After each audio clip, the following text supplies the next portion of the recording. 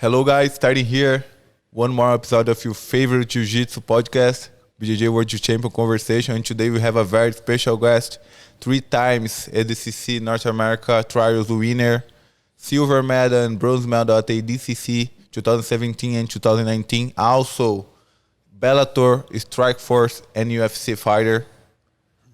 What a pleasure. Big friend of mine, big professor, Vagner Rocha. Thank you, Andrés. Thank you for the invitation to be part of the podcast, and let's go. Let's go. Vagner, tell us more about you. Who are Vagner Rocha?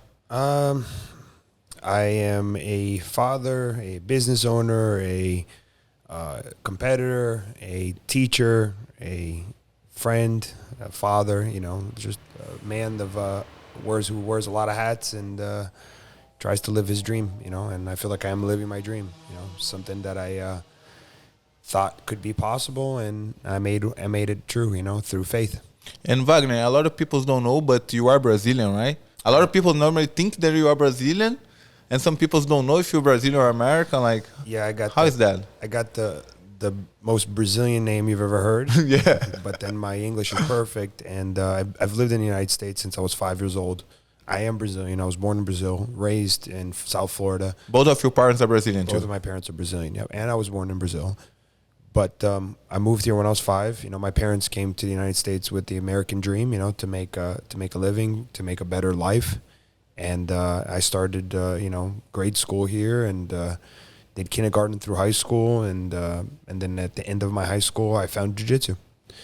And I've, kind of related to it because it was a Brazilian art, and I wanted to learn more, and I enjoyed fighting. I grew up in tough neighborhoods because my parents were immigrants, and I was raised here. That was always living in, poor areas, with black communities and poor white communities. So I grew up in an era where fighting wasn't, part of living. You had to fight to live. So. Is that where your style comes from? I think so. I enjoyed, always being defensive, being more, aggressive. And I always tell people this, like when I grew up, to me, when I was in grade school and middle school and high school, it was always like, people were like, oh, I'm going to fight you. And I'd be like, oh, excited about it. I'd be like, oh, we're going to fight? Please. We're going to fight? Cool. I'm excited. It gave me like this feeling, and it was weird because I tell my wife sometimes, she's like, you're crazy. I'm like, yeah, I used to really I'd be anxious. I'd be like, oh my God, I'm going to get in a fight after school with this kid. And it excited me, and I didn't know how to fight. I just knew I wanted to fight. And I knew how to fight. I knew I was just mean.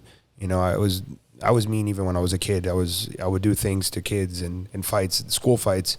And it's not something to brag about, but it was just who I am. It's always been in my character that, like, whatever it is I got to do to win, I'm going to do, And how old was you when you started Jiu-Jitsu, and how you met Jiu-Jitsu, Vagner? Again, back to being this person that I am. I was ultra competitive, and even I think I relate to wanting to learn how to fight or fighting as a kid because I was competitive. I always had this competitive spirit. My dad raised me in a certain way that just everything was a competition. If we were going to cross the street, it was who got there first. If we were playing a card game, it was who was going to win. If it was whatever it is, my dad still to this day is so competitive. He's a kind of guy that I took silver at the ADCC, and the week after he called me hey, how'd you do? And I was like, oh, I got silver. And he's like, oh, that sucks. And I was like, yeah, it kind of does. And he's like, maybe next time. And that was it, like, no congratulations, no, good job. Maybe, you did good, you got second. Like, to me, that's how I was raised. And even my kids now, my dad's at my house and he's spending time with us for the last couple months. And the kids, like, they competed this weekend, and the only thing that I could hear in the car was them going, thank God we get to go home and tell Grandpa we won. Because if you come home and you tell him you lost, he's going to make fun of you. He's old school, and to him there is no, you can't go out there and lose. You gotta be the best. Right. Are you like that with your kids? I gave a speech today about that. I'm trying to get better at it. I'm trying to see the bigger picture, because I used to be like that with him, with Achilles and Jasmine. But I'm not so much anymore, because I know it takes a lot longer. This game is not a sprint game. It's a marathon game. It's about how long you're in it and what kind of work you put towards getting towards your goals. So I'm not that way with them. But I do implement some of it, like some more. It's like, okay, cool, you lost, but that's, you can't just brush it off like it was nothing. No, you got to look at it and see why. And then even when they win, I don't let them walk away with like, hey, you won and you looked amazing and that's it. That's all you have to do now. No, you got to get better, and Achilles won the Pan Kids, and I woke him up on Monday and told him, I said, hey, you're training for the next level, which is the ADCC trials. You got to work out, you got to get ready, you're going to be an adult soon, and you got to get ready. You got to be ready to be an adult before you're an adult, For sure. So I was listening somewhere yesterday that the dents in a man's armor show that he's battle tested, right? Yep. So your mindset is very special when it comes to overcoming adversity. You were talking about longevity right now. You've been at this game for a very long time. How do you do that? How do you stay at the top of the game for so long when we see a lot of athletes go at it, have success for a short period of time, and then fade away? I had a conversation about that today as well. It's pushing yourself, knowing your goals, knowing that I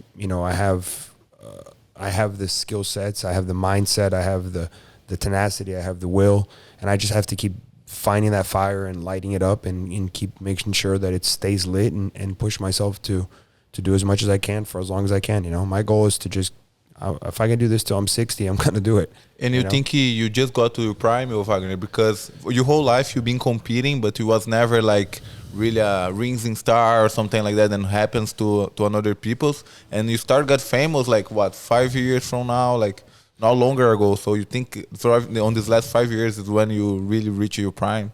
Yeah, I'm getting better because I'm getting smarter. My body's holding up. I'm taking care of it. I've learned that my body's like a car, and I just need to maintain it and take care of it, and and feel it right, and just pay attention to what works and what doesn't. Like a couple months ago, I changed some things, and I was like, whoa, I can't do that.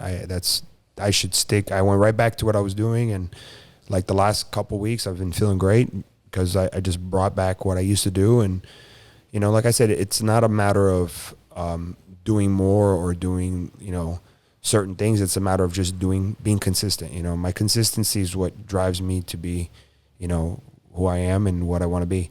So if you look at the time over time, you guys participate here in the school, you see me. If I got a match, I'm here. If I don't got a match, I'm here. Right. If I got a super fight with the best guy in the world, I'm here training just as hard as if I didn't have nothing. And like right now, I have absolutely nothing happening in my life. I have no plans, but I'm still here pushing myself, trying to get better. Yeah, I felt today, trying to develop my skills, and just pushing forward to reach new heights. If I don't push to reach new heights, I'm gonna fall behind. And what's your next goal, so Vagner, for now, for the next goal for the future now? I have for the next tournament. The only goal I have is 2020 ADCC. That's the only thing in my focus. So I plan my whole year and my whole strategy behind that tournament. I want to win that tournament, and that's been my MO. So I'm thinking maybe this year. I haven't put it together yet, but I'm thinking maybe I go to the IBJJF Worlds. Would be awesome. Sign up in the weight class that would be the weight class I'll probably be fighting at ADCC in, and get a tournament feel. Where I got multiple matches in a day, just to see how I do. And that's the only thing I got in my mind right now. I've been kind of wrapping my brain around it. The IBJJF isn't my favorite tournament, but their change of rules has made it much more interesting and appealing to me. So I'm thinking that might be the thing to do for me this year. And what does a training camp? Well, you train all the time, but what works for you? What are you doing? What are you eating? What does your conditioning look like? Can we let the audience know the secrets? Or of course, I don't do nothing special. I tell people, I'll tell anybody, I train, Monday, Tuesday, I do conditioning and jiu-jitsu twice a day. I rotated between either conditioning and jiu-jitsu or jiu-jitsu and jiu-jitsu. And then by Wednesday, I am resting my body and just taking care of my physical conditioning, whether I have to go to a chiropractor or I have to get a massage, whatever it is. You know, I do a lot of Epsom salt baths in between those sessions. I rest a lot. You know, I watch a lot of video. I'm very dedicated to what I do. You know, I spend at least 2 hours a day watching video, and I also spend at least 3 hours a day resting. You know, whether it be, like I said, Epsom salt bath or in the pool or outside catching some sun and napping. You know, I take naps in the middle of the day. So I'm very dedicated to what I do. And then at night I teach. You know, I teach at my gym. I teach kids classes. I teach adult classes. And then I train again. You know, and that's my everyday. You know, Thursdays and Fridays. Thursday repeats Tuesdays. Okay. You know, Wednesday's rest. Friday is a slower day where I do one session, and Saturday I always call it my competition day. Saturday's is like my day that I compete. So my open mat at Saturday, I like literally do 10 sessions with the best guys in the room. I look around and I'm like hunting who's there to get the roles that I need, you know? And then Sunday I rest again. Sunday I rest fully. I believe for me, being almost 40, rest is more important than training. So. 100%. And Vagner, a lot of people think that you're just an no-gi guy, but I already saw that you have a Pan American gold 2007 as a brown belt, and you also have a bronze medal at Worlds in the gi as well. Mm-hmm. So tell us more when you changed and you really let go the gi to focus more in no-gi, and why?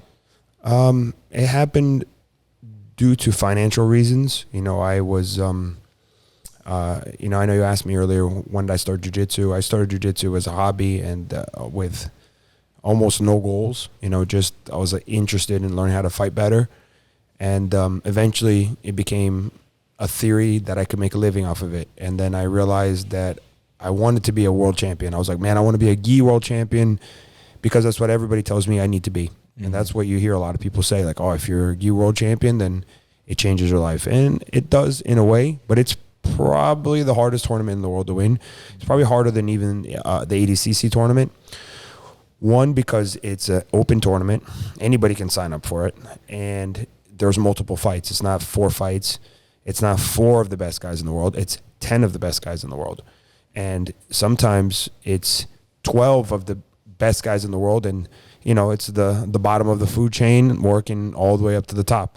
So it's a luck of the draw in that tournament for you to become a champion. And the guys who are champions are amazing. Some of them are multiple time champions. I don't take nothing away from that tournament. I think it is the hardest tournament to win. So you also had this dream to be I think everybody who does jiu-jitsu has that dream once, you know. And for me, it just became a situation where I was trying to run my business, just trying to make a living. You know, I had children very early. I had my daughter at 19. I had my son at 24. And, you know, I have a wife. And we had, you know, trying to make it comfortable that we're not struggling, you know. So I started realizing, man, I'm spending all this money traveling, competing, and doing all this stuff, and I get nothing in return.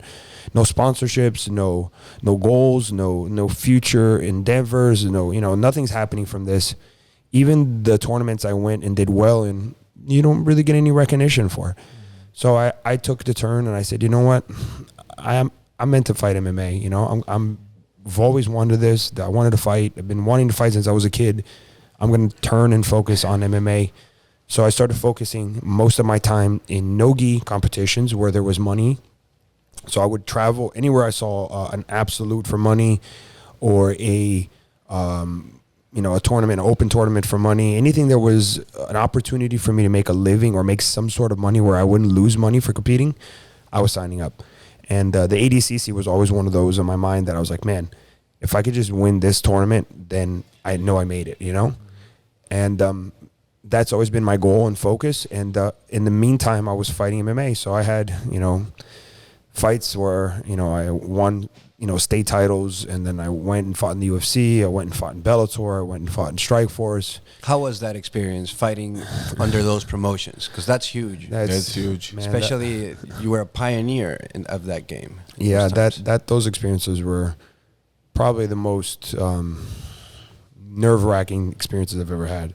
People are like, "Oh, do you get nervous fighting jiu-jitsu?" I'm like, "No, not one bit." Every time I've ever had a big match on a stage or on a Who's Number One or Polaris or ADCC, I got no nerves coming into that because I know, I walked into an arena in Canada, in Vancouver, with 30,000 people screaming, against, looking in the cage and seeing Donald Cerrone, and they're going, "All right, this is going to get real right now." So for me, that's it, man. That you got, like I said, it was like, to me, is probably what people in ancient Italy, like in the gladiators, were feeling, just a rumbling noise in the back, like in a hallway, lights in your face. Wow. People telling you, "Hey, we're gonna walk out in 5 minutes. Here, the camera's here. Look at here. Go there." Here, and then you hear the rumbling of the crowd out there, and then the curtain opens and the lights are in your face, and they start counting down, and you're like, "Don't move until we tell you." 3, 2, 1, walk. It's I just got goosebumps thinking about it again. It is nothing like anything you could ever experience unless you're there at that exact moment, Right. It's it's an experience like no other, So for me, I've had these experiences, I got to, walk out with many other athletes to their UFC fights and MMA fights. Fighting MMA is different than doing anything you'll ever do in jiu-jitsu. It's just a different animal, because it's a different feel, and that people are not there to just beat you. They're there to hurt you, Yeah.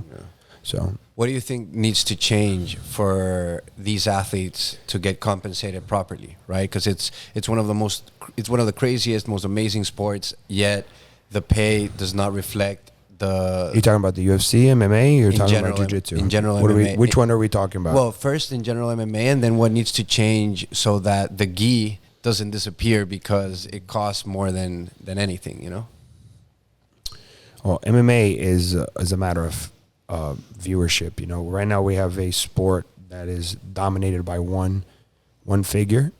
They got a huge monopoly on the sport. They got a monopoly in terms, right? Because they don't control it all, but they control the bigger factor. You know what I mean? So as long as they are in control, and they'll pay whatever they want to whoever they want, and these guys are happy with what they make, the sport won't change anytime soon. It'll gradually grow, because it's gradually grown over the course of, when I fought, it was 6,000 to fight. Now it's, people are starting at 12,000. Yeah, it's doubled. But one is $24,000 for a person who makes a living. And let's say you fight twice a year, or 3 times a year. Let's say you make, let's say you lose the 3 fights you made. Let's say you made $30,000. How do you survive off $30,000 in a year? You don't. Yeah. Especially if you have a family. And training, again, for me, coaches. I can't.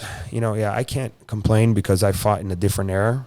When I fought, I made my first fight. I almost made $40,000, and that changed my life. That money, because I was able to open my own gym and do a lot of things. So I'm grateful for the experience I had and for the opportunity that I created by fighting.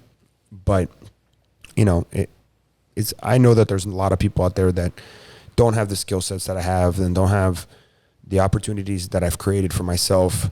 If you fought, 4 times and you made a little bit of money, and, you don't have a residual income, you don't have a job that actually makes you money, or a business that makes you money, you're probably going to go, if you spent your whole life chasing a dream, and your dream was to become a professional fighter, and that dream ended short and quick.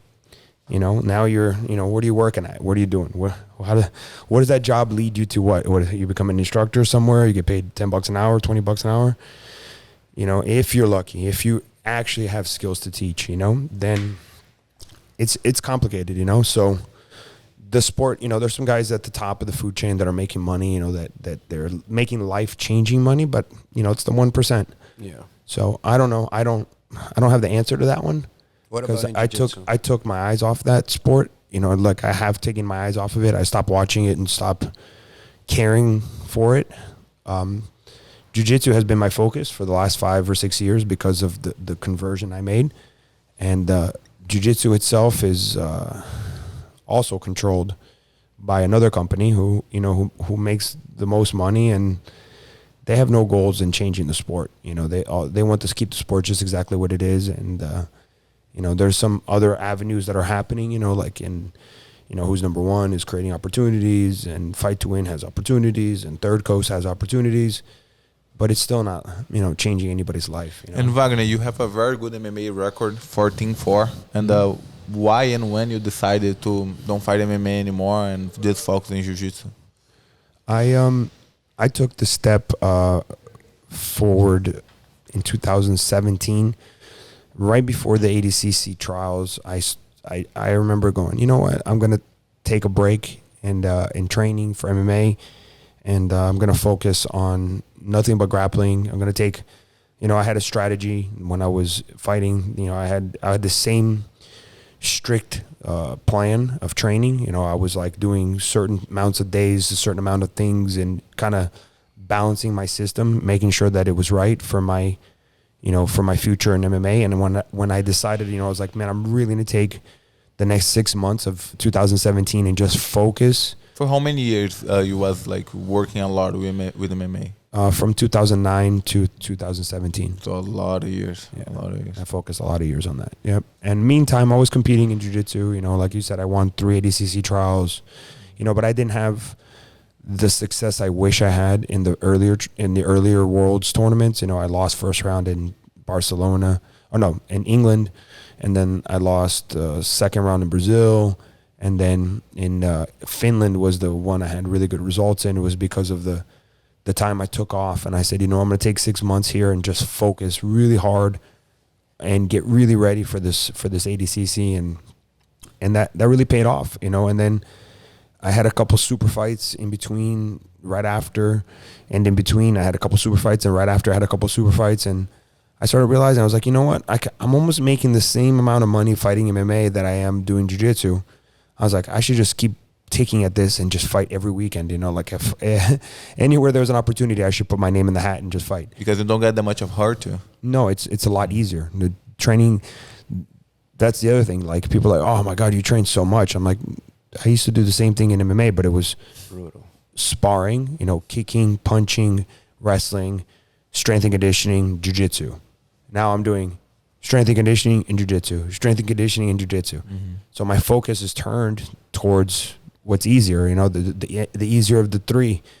And it's a piece of cake if you really look at it. I mean, some people think it's hard. I'm like, I don't think it's that hard. It's, you know, for me, it's much easier than what I used to do. And so when I turned the focus to being the best jiu-jitsu grappler I could be, you know, I had great results. And 2017, I had 24 matches, Right. 24 professional matches in 1 year. Wow. Yeah, and then in 2000, I looked at this like recently. That's why I remember. 2018, I had 22, and then 2019, I had 21 or 2. It was like about the same, and then 2020, I had 16. When 2020 was during coronavirus. Yeah, and this year I already have 6, you know, and we're halfway into the year. And what's the most crazy then, like you said, in 2015, you was not even training that much jiu-jitsu, was focusing more MMA, and you went there and you lost second round, but you beat like Romulo Barral on the absolute and was like the ADCC former champion, yeah. the former champion on the Weight class above me. exactly. And like, Yeah. how was that? What's been your most difficult loss, and what did you learn from it? To answer Andrés' question, you know, that, like I said, it was all heart, you know. Every time I went to fight, it's always been all about heart, you know. So I didn't have to be the best jiu-jitsu guy, but I knew I was physically and mentally the toughest anytime I step on the mat. And he was a lot smaller there. And Romulo was like, I remember I was there watching, and Romulo on the first day, he did awesome. He submit Craig John, and submit another guy like this. Yeah. And after he lost to Rustan, Yeah. and he went to the absolute and he lost to you. And I see you, I'm like, I know who Vagner Rocha it is, but I was really not expecting Romulo Barral to lose to you on the time, and you was a lightweight. Yeah, it was crazy. a good win. It's always been one of those that I've always been happy with, because I always looked up to Romulo. Romulo was probably one of the best guys in the world for a long time. You know, he was either number 1 or number 2 for a very long time. You know, behind Hodger, he was number 1, you know. And for me to go out there and compete against a guy like him, that 2015, between that and the next ADCC was the bridge that I closed, that I put my mind to focus, Cyborg said that to me in one of the ADCCs. Like, I was upset, and he's like, man, what are you upset about? And I'm like, I didn't do what I know how good I am. I didn't perform to my best. And he's like, man, think about everything you do and how spread you are everywhere. You fight MMA, you do this, you got a family, you got business, you got this. I was like, some of these guys, all they do is train jiu-jitsu. They got no other responsibility. And I'm like, that's true. I was like, and then I thought to myself, like, what if I cut out one of these things? You know what I mean? And it change, And that was your first time competing in Brazil? That was my first jiu-jitsu competition in Brazil. Yeah. You go way back with Cyborg, right? Yeah, we've been training together since 2008. Did you guys come here together to Florida, like at the same time? No, I grew up in South Florida. Do you remember the beginning of this? I grew up in Florida. Oh yeah. But Borg moved. So you see Cyborg here when he moves here. Borg moved here, and the first time I ever saw Cyborg compete, we were at Nogi Worlds, the first Nogi Worlds that was hosted in California, and he was competing, and I was watching the matches. I was watching the Absolute because I had put my name in the Absolute. I had just become a black belt. It was the end of 2007. I had just gotten my black belt, and I registered as my first tournament at the Nogi Worlds as a black belt. And I did the weight class, and I beat Irapuru in the first round, who's a really good guy. And then I lost in the second round by one advantage to Daniel Moraes, who was really good. Daniel, 2-time world champion. Yeah, very good. And I had him in trouble. I had him in a knee bar, and I lost 2-1 in advantages. And then I said, you know what? I'm going to sign up for the Absolute. I was still a little guy, and I signed up for the Absolute. And then I won one fight, and then I lost in the second fight to Tusa Alacar, I think is his last name. Robert Alacar. Yeah. That is John Jonas' Jiu-Jitsu coach. Yeah, I lost to Tusa in the Absolute. I actually lost 2 times to him in 2 Absolutes. I fought him again a couple years later and lost him again. And he was always tough. He told me, he goes, man, I could have won the Absolute if I hadn't had to fight you. Because it was back and forth. It was like, we put like 20 points between each other in the fight. It was so much scrambles and so much craziness. But I ended up watching the Absolute, and I remember watching this guy with the mohawk. Cyborg had a mohawk, and he fought Lucas Leitch, who was a guy I had trained with a couple months earlier. Like, I'd spent the ADCC camp for 2007's ADCC. I ended up training with him and Leo Vieira and Andre Galvão. I'd spent this whole camp training with these guys. And I was watching Lucas because I knew how good he was. And I was like, man, Lucas is really good. He's probably going to win this, the Absolute. And he was beating Cyborg the whole round. And with a minute left, Cyborg footlocked him. And I just said, man, who is this guy with the mohawk, And then I kept watching. So ugly. Yeah. And then he won another match. And then, I kind of stopped watching. I don't know what happened. I don't remember the results of the finals of the Absolute. But I know I watched him win a couple matches, and I was impressed. I was like, man, this guy moves really well for a big dude. And then, sure enough, like 3 months later, we were here in Florida, and I went to this Copa America Absolute in Lakeland. And I show up there, and Cyborg's there. And I signed up for the Absolute. They had a gi Absolute and a no gi Absolute. I also fought this one too. Yeah, I showed up for the Absolute, and Borg was there, and me and him, we ended up getting to the finals. He brought a bunch of the Fight Sports guys, and I beat some of the guys that were part of his team, and I ended up closing, in the finals with him, and we got to the finals, and he's like, he had this look on his face like he was gonna kick my ass, and I was like, okay.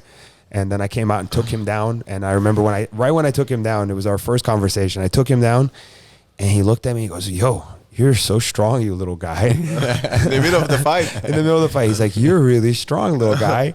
And I'm like, thanks. And then he got back up to his feet, and then he took me down, and then we scrambled, and then might have ended up taking me down again. But I remember he beat me on points, and it was like close. It was like 2 points difference. And when the match ended, he came over. He's like, "Where do you train?"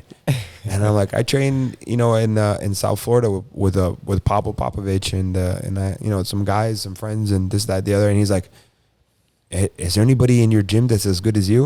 And I'm like, "Yo, my instructor is way better than me." And he's like, "Really?" And I'm like, "Yeah." He goes, "I'm gonna come visit you." He goes, "Give me your number." And I'm like, "Okay." And people say that all the time, like, "Hey, I'm gonna come visit you." Yeah. But how often do they do? It's just words, Bro, I swear we fought on Saturday. On Tuesday he came and we trained, and I remember that day like it was today. We trained for like 2 hours. We did like an open mat, like a private pro training. That was the first pro training. This is where the origination of pro training came from. No way. It was like him. He brought 3 guys. He brought 4 guys in a 2-seater Jaguar that he had. He shoved 4 guys in it.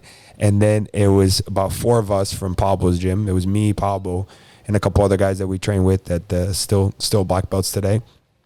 And when the rounds ended, we all kind of sat on the wall, like exhausted. When everybody's kind of like just done. We just kind of sat there and we kind of sat in silence for a while. And then somebody said, like, "Man, that was really good. We should do this more often." And he's like, "Yeah, I think we should." And he's like, "I'm going to do it again Thursday." And we're like, "Yeah, let's do it again Thursday." And that was it. That's how the Tuesday, Thursday no-gi pro training started. And we did that for years. And then, that same next year, Pablo was 3-time or 2-time, 3-time at that time. He was 3-time ADCC silver medalist.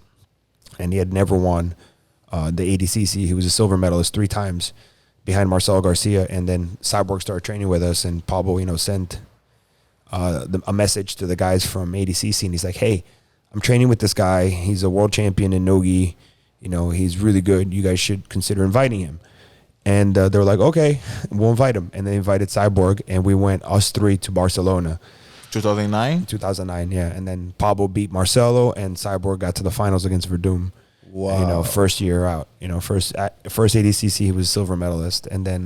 That's insane. Yeah, and that was it, man. And that became our little group. And you guys made the name of this group the Avengers, right? Yeah, many years later, like 2 years later, a year later, I don't remember how long after, we ended up creating a unified team called the Avengers between, Pablo's school. I had a school already at that point, and Cyborg school. And we had a lot of guys that were coming from all over, man. Like, today, people talk about how great our pro training is, and people come here in video, and they go, "Oh, man, you guys have some of the best training in the world." I honestly believe that back then it was better than it is today. Even Bochecha was training with you guys. Back in the day, it was so crazy. Some days it would be like today we have, some in the room we'll have how many? 10 black belts. And then we have 10 purple belts, brown belts, and blue belts. But there was no blue belts, purple belts, or brown belts in the room. It was all black belts, and it was like 20 guys, 25 guys. And it was kill or be killed. It was like the Wild Wild West. Some days it would be like, Pablo, Cyborg, Jeff Munson, Bochecha, myself. I remember Cavaca being there. It was like just so many guys, so many good guys in one room all the time. Gilbert Burns made appearances in those rooms. There was a lot of people that it was just crazy. Yeah, I remember when I was younger and I bought a DVD of the 2010 Worlds, and Cyborg went to it was the first time that I saw Cyborg in my life, and he went to the finals with Bochecha. And I was a big fan of Bochecha because I'm from the same city than Bochecha, so I always had the example of Bochecha, Cavaca, blah, blah, blah. And Bochecha gave him the title, and I was, why he's giving Cyborg the title? Why they don't fought? And years later, I understand that they both was trained together on the Avengers and all that. So yep, it was epic rooms. It was. Cyborg just gave me like an old computer with a lot of footage from those times. Wow. We're converting it. I would like to see that. We're gonna put it like on the new platform for BJJ World Champion. There's gonna be like a throwback section this is gonna be with awesome. all of that content. Cavaca teaching foot logs. So remember that you guys kind of filmed at that time. I mean, I believe it. We all kind of had some source of,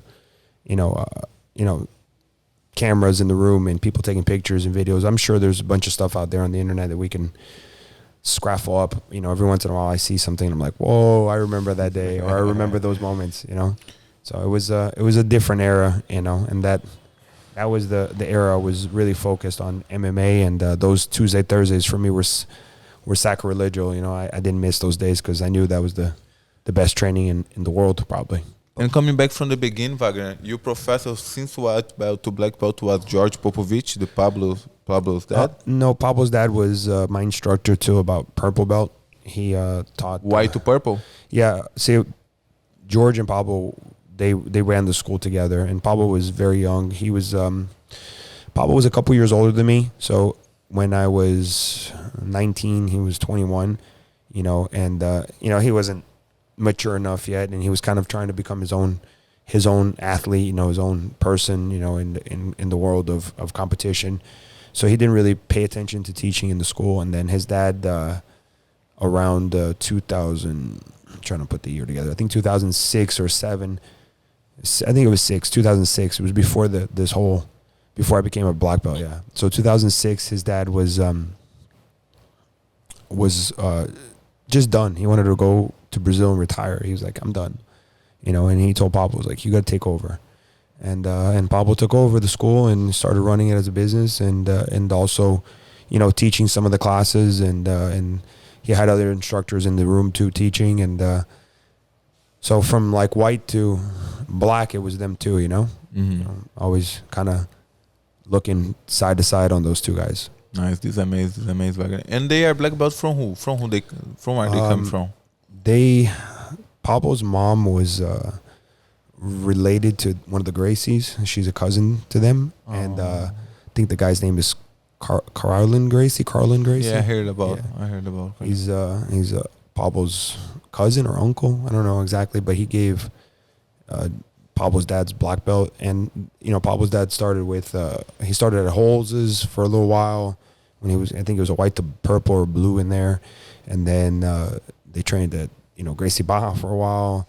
They trained at Carlson Gracie for a while, you know. So there's a lot of influence from all those eras, you know, all those people. And now coming a new time of your life. This last weekend we had Kids Pan Ams, and you was telling me before the behind the scenes here how you got 11 gold medals, 9 Yeah, silver? man. Try to take jiu-jitsu to the next level. We had the best showing I think my school's ever had in competition. We had 11 gold medals from the Pans, the Kids Pans, which is like the world championship for kids. We had 11 gold medals. We had 9 silvers and 8 bronzes of 45 competitors that I personally took from my own school. And we had a great showing, and it's so awesome to watch this, you know, because like I said, this is like the world championship for kids. If you think, you know, 11 gold medals, and let's say we had a world championship team and we brought 11 gold medals from that, this is like, you know, unheard of. You know, it's amazing for the school, and it's amazing for the level of talent that we have inside my gym with the future of jiu-jitsu, you know. It's hard to build a kids program and a successful one, and I see that your kids have your attitude in many ways. You know, like I love that, because you know that's a Vagner Rocha martial arts kid. The second he steps on the mat, the second he says hi, their personality, you know, like I've always felt that jiu-jitsu for kids is amazing, but it's always, I hear from a lot of gym owners that it's hard. It's way harder than building an adult program. What have been the challenges, and like, what are your takes on that? Has it been hard for you? I honestly don't feel like it was hard, because I did it. I don't know if I can say I did it by accident, or I did it by will of wanting to make sure that my own personal children, my daughter Jasmine and Achilles, they had a great place for them to train. And I was inspired on watching, you know, the future of the sport and going, you know what, this is how I train. This is what I think people should train like. And this is how I think kids classes should be ran like, you know. And I always did that with my children, with not just my personal children, but I did it with all the children in my school. And I always told parents that, you know, I tell parents at my school all the time that jiu-jitsu isn't a sport. Jiu-jitsu is not a sport. Jiu-jitsu, I'm going to say it again, so for you adults and people who understand, jiu-jitsu is not a sport. Jiu-jitsu is a life skill. Yeah. You need to know how to defend yourself. You don't need to know how to, you don't need to be a world champion. You don't need to be a competitor. You don't need to be the best in the gym, but you need to defend yourself. If you are the worst kid or worst adult in your school, but you've been doing jiu-jitsu long enough, you are better than 99% of every human being who doesn't do jiu-jitsu. It's true. Yeah. Right? Think about it. If you're the worst in your school, but you're the best outside of the people in the world, the regular world, then you're good, you know? And I always put that in my kids' mind. I was like, hey, you, my 2 children, for example, I said this weekend to them, I was like, hey, you guys are lucky you had me. Because, and I don't mean this in any other way, except for I never gave them an option. I said, listen, you got to go to jiu-jitsu. Just like you got to go to school. Did I like going to school? No, I didn't enjoy going to school. I didn't want to go to school. If my parents said, hey, you could stay home and not go to school and play video games all day, guess what I would have done? I would have stayed home and played video games all day. Yeah, everybody would have, right? Maybe not everybody. There's some kids out there that are just special, you know, and they want to go to school. They enjoy learning, you know, to each his own, right?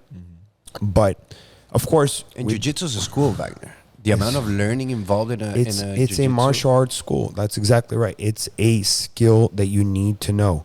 If every human being had that in their mind, that they need to have this skill set in their life, that it not only will make you a better person, it'll give you, you know, confidence. It'll give you, you know, the ability to speak up for yourself. You have the ability to stand up for yourself. You have the ability to. Everybody should know how to defend themselves. It's very simple. So every time a parent starts coming at me with, oh man, my kid's kind of wanting to quit, and they, you know, they're feeling this way, and I always look at the parent. I'm like, hey, who's in charge in your house? Who pays your bills? Yeah. Who pays the bills? Yeah. You do, right? Who's in charge? You are, right? Okay, cool. So now you tell your child that they have no option, that they need to train, and that this is going to make them better. Just like going to school, they need to go to school to learn things. You need to learn history. You need to learn math. You need to learn, you know, history to prevent things from happening again. Math so that you can have skill sets to make money. You know, you need to do these things because it's what it is. You know, life is important to do this. When you start to see it that way, and you start to put that kind of pressure on your children, like, hey, this is there's no choice in this. You don't have to be good. Go there. Do your best. If you get through it, great. If you don't, just keep coming back. And I had this motto in my kids' minds, and eventually they fell in love with it. Eventually they were like, you know what? I've been doing this for so long, and they both sucked for a very long time. I remember Achilles at first telling me, like, I don't want to be here. Yeah, and now he's a monster. Yeah, he's amazing, and he loves it. He does, and he's growing into his own man now. You know, and so it works. It's not like you're gonna harm your kids. No, how can you be harming them if you're just providing them with something that is an important tool that they need? Problem is, some parents have no control over their children. No control, and they don't impose that on them. They don't go, hey, you have to do this. This is important. And then if the kid goes, why? They don't have the ability to explain why it's important. One, because they don't do the jiu-jitsu themselves. So how can they tell their kid what it is, you know? True. So to me, again, you know, I grew up kind of old-fashioned, and my parents say, hey, you got to do what you got to do, and this is what you got to do, you know? And I learned to take that and kind of harness it the right way and explain to them, like, hey, guys, this is why you're doing this. You need to know how to do this. Somebody, you know, attacks you, you got to know how to defend yourself. Somebody tries to kidnap you, you got to know how to fight back and scream. You know, you got to have some sort of skills. And again, you don't have to be a competitor. You don't have to be a world champion. You don't have to be the best in the world, but you have to do this. You know, and in turn, I feel like my kids personally, my son, my daughter, and even the kids at my gym, you know, it shows that the parents are listening, and that they're doing what they need to do, and the kids are getting better, and that energy is instilled in the room for everybody, you know? You guys have been doing, obviously, jiu-jitsu way longer than I have, but I have felt this, how jiu-jitsu has impacted my personality. Has it had the same impact on you? Would you be the same person, not only knowing how to defend yourself, but has it changed the core of who you are? I think it improves a lot of the confidence as well. The confidence, like when you do jiu-jitsu, you're not a normal person, you know, you're a lot more confident for anything in life. I agree.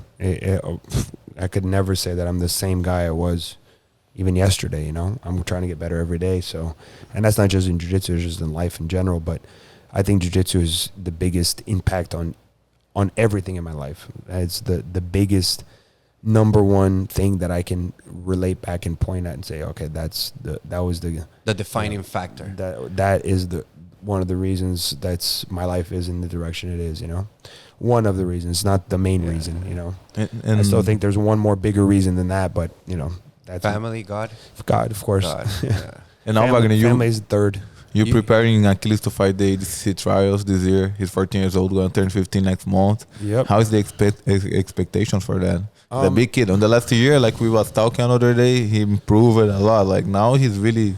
He's giving me a hard time, hard time. He's gotten better. He's getting smarter. He's a good competitor. He's, you know, he's growing into becoming a man. He's learning things. He's very smart. Very smart. He has a good ability to see things happening and developing skills that, you know, I don't have, that I've never seen any other athlete have. You know, so he's going to be a hybrid. You know, people don't know of him yet. He'll be known soon, very soon. I don't know if this ADCC is the one, but I believe very soon, eventually, he will not only be ADCC trials winner, but he'll be ADCC champ, you know? But I'm sure even on this one, he's going to give a hard time to anyone. I don't see him making it easy for anybody, you know? I don't see it. I think every time I watch him train in this room, I look over and whoever leaves the round with him is looking at me like, God, man, what the hell was that about? Should they had to rest after the row with him? Yeah, I know. I stopped training with him like 2 years ago. I was like, yeah, that's terrible, man.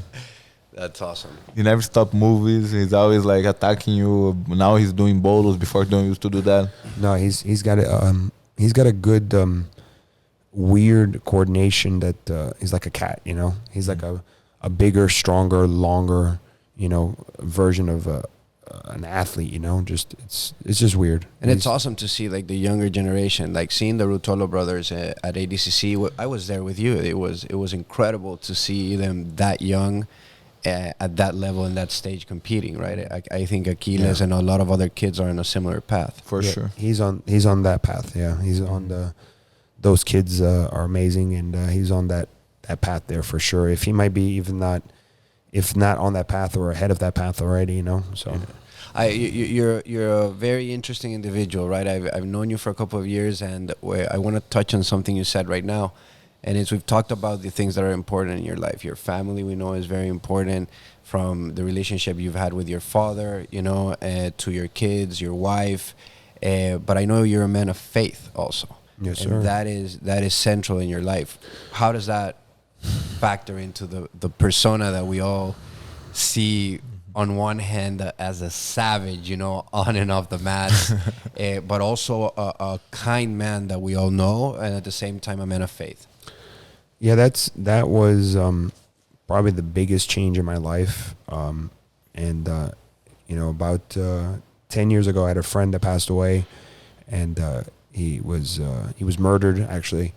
And from that moment on, I just kind of found myself questioning a lot of things, questioning what this world holds for me, what, you know, where does my life, you know, fall in this balance, you know, what am I doing here? Why am I doing this?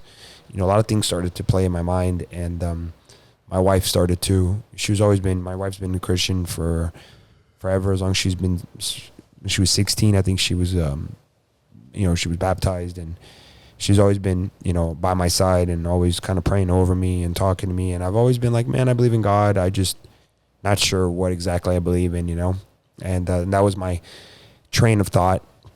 And like I said, in 2011, I just kind of like, it just started breaking me down, you know, because this was a very important person in my life, and these things happened, and I was like, man, you know, what kind of God would do that? You know, why would this happen? You know, why would this be allowed to happen? You know, why, you know, there was just so many things that just started playing in my mind, and the more I dug, and the more I thought, and the more I learned, the more I realized that, you know, sometimes bad things happen, and, you know, everything happens in God's purpose. You know, there's, you know, everything has his purpose. Everything is directed for a reason, you know.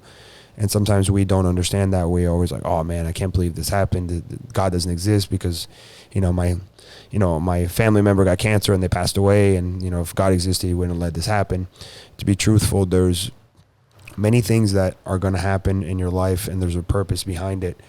And, you know, and my friend dying was one of those things that made me really sit on and trying to understand. And the more I dug, the more I realized that there was things missing in my life that I needed. And I didn't change right away. You know, at first it took me a long time. It wasn't like, oh, boom, it's here. You know, I have faith now. No.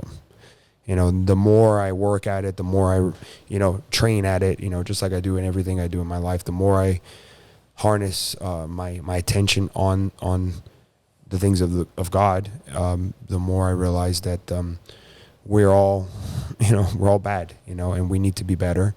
You know, I gave a speech today about, you know, not letting people, you know, corrupt your thoughts and turn you. You know, sometimes people are going through hard times. You know, there's a lot of people in this world right now that are, you know, they're struggling with their own demons, you know, and they have no idea how to harness and how to control that. And they just want to point fingers in the wrong direction and say, oh, it's that person's fault or it's this person's fault. But they are not looking in the mirror and figuring out what's happening in their life and why these things are happening to them. It's always everybody else's fault. It's always that person and this person. You never have the ability to look at yourself and say, is this me, or is this happening because of the choices I'm making and the decisions I'm doing in my life? Is this why this is happening? And most of the time, the answer is yes. And right? if you read and you dig deep enough, you realize that it's always you. You know, it's you chose that for you. You've been choosing every step of the way. You know, and sometimes you have ups and sometimes you have downs, and those have a purpose as well. And you have to look at it and try to understand it. You know, and like I said, the more I get into scripture, the more I realize that you know, I'm broken and I need to be fixed, and I need to get better every day because of it, you know? Amen. Oh, I feel you.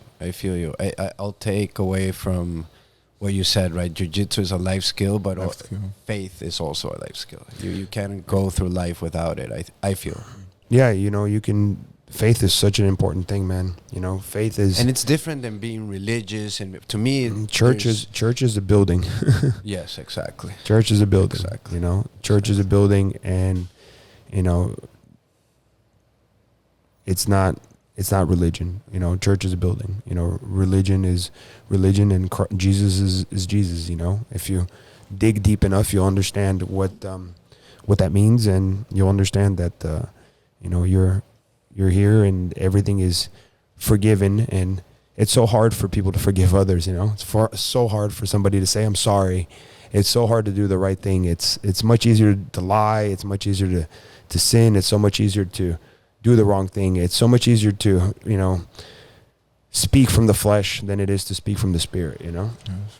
Vagner. Amazing. Thank you very much for the conversation. Always amazing to talk with you. Thank Carlos, great job, my brother. Thanks so much. Thank you, guys. Wagner, amazing to have you, and we hope Amazing. This is the first of many BJJWC champion conversations. Maybe we can have the Rochas, all the Rochas here one would day. Be great. Oh, Would be great. You know, because I've seen some really cool videos of you guys. You guys fight all the time, right? Everywhere. This is like a thing. We play around, you know. Like, Fafa takes the phone out, and then they go at it, and it's the funniest thing It's ever. really man. fun. I love It's them. really fun. Achilles likes to play fight, and he's always trying to. He still can't beat you, right? He's getting closer and closer every day. At home, when I'm cold, and hey, look, for me to roll nowadays, it takes me like a good warm up, a good stretch, I'm like an old car that needs to get heated up and running before I put the car on the racetrack and take off. He's more like a Honda Civic that's turboed out, and you can just hit the gas pedal and go, you know? So I have to kind of like play with him in sporadic moments when I'm ready. But at home, he's always trying to catch me when I'm not ready, and he bodies me up at home when I'm not ready. At home, I'm like, get off me, man. I tap, get off me. He's like, oh, I beat you up today. I'm like, okay. Well, we wish you guys the best, and we'll be Always the best. We'll be watching Thank you. for all of your accomplishments, brother. Thank you so much for Thank your you for time. Thanks so having me, much. guys. Amazing. Was